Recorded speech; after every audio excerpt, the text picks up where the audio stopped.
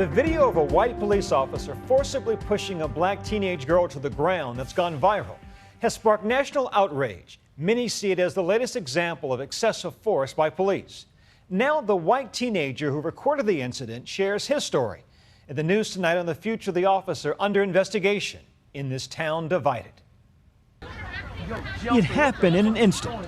An end of the school year pool party erupts into screaming and shoving. The latest fuel in America's lingering fire over race and justice.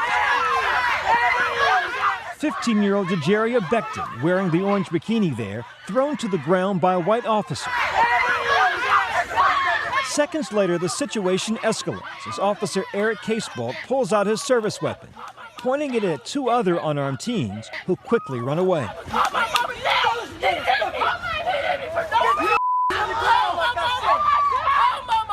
And then he returns to that girl in the bikini bathing suit, pinning her to the ground, both knees buried in her back. Hey, y'all. This video went viral in hours, now seen by almost 10 million, and the outrage has come pouring in from The View. White kids, black kids, no kids. Nobody should be treated like that. Nobody should be manhandled like that. I'm sorry, you know? To Fox News. Yeah, there's no doubt about that. If you obey the police, it doesn't usually happen. No laws, no peace. Supporters of the police department voicing their feelings. I think he did what he thought he had to do to control the situation. What do we want? Justice! When do we want it? Now!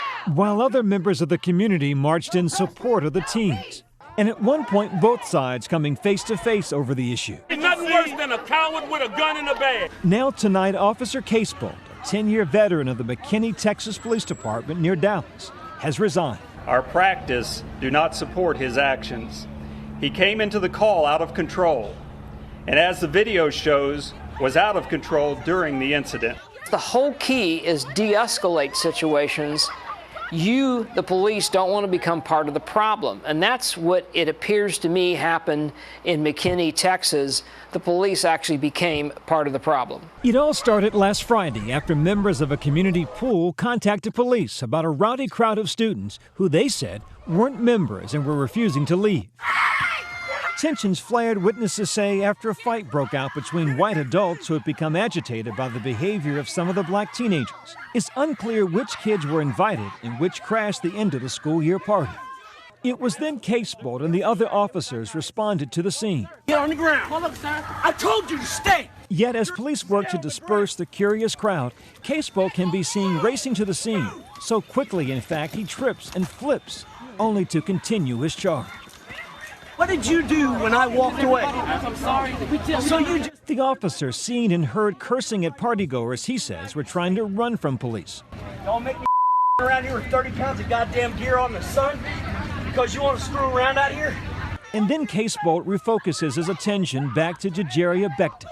He told me to keep walking, and I kept walking, and then I'm guessing he thought we were saying rude stuff to him. And he shoved me in the grass, and he started pulling the back of my braids. I just don't see in that scenario where the police were in harm's way or that the kids were harming anybody else. Behind the camera, 15-year-old Brandon Brooks capturing 7 minutes of chaos on his phone. He's just putting random black kids on the ground. I was like one of the few Caucasian people at the party. I think it might have had something to do with racism. But when the gun came out, Brooks worried things were about to get worse. At that point, my heart did drop, and I was scared that someone was going to get shot and possibly killed. So I knew I had to keep on filming, because I got really scared when he pulled out his gun. There's absolutely no reason to ever pull a gun unless deadly force is about to be used on you. My colleague Steve Osunsami talked to members of the community who shared their relief McKinney had not turned into Ferguson or Baltimore. What do you guys think of all this? I think that it could have been a lot worse than what it was. Thank God it wasn't. And uncannily predicted what few knew about Corporal Casebolt until tonight. The way he acted, this wasn't the first time. He has a demeanor about himself to where he seems to be hot-headed, and thank God it was a camera. ABC News has learned that in 2007, Casebolt was accused in a federal lawsuit of racial profiling and excessive force during a drug search. Albert Brown Jr., who's African American, says Casebolt and other officers slammed his head against the hood of his car. Police did find drugs. The lawsuit was dismissed. Friday's video set off a firestorm on social media with tweets like this. A police officer who feels threatened by a teenager in a bathing suit might need to reevaluate their career choice. The officer has supporters as well. The situation in McKinney would not have escalated to what it did if everyone would have done what they were told to do by authorities, read another tweet. Tonight we hear from one of the teens that tried to help the young girl on the ground. He started manhandling her, and you can hear people in the video screaming. And the way he had her, I kind of like freaked out, like, oh my gosh, he's hurting her. So I started telling him, like, officer, please stop, you're hurting her. 18-year-old Adrian Martin says he lost his footing trying to help the girl on the ground. And that's why it looks like he lunged at the officer. It looks like I'm lunging towards the officer, but as you can see, the incline, I slipped because I got bumped into twice accidentally.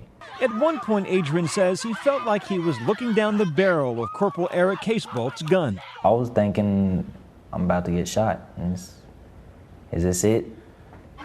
And that's why I started running.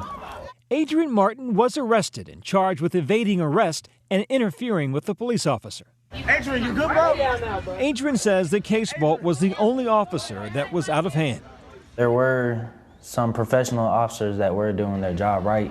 They were being respectful, but this one officer, he was taking it out of hand. He was real aggressive. And the McKinney police chief seems to agree. I had 12 officers on the scene. 11 of them did exactly what we would want them to do. And while watching the press conference about Officer Casebolt's resignation, Adrian learns all the charges against him have been dropped. That case has been dropped. Yes. Good. Honestly, I'm just really happy. I'm ready to move forward. Another flashpoint endured. What fallout may follow.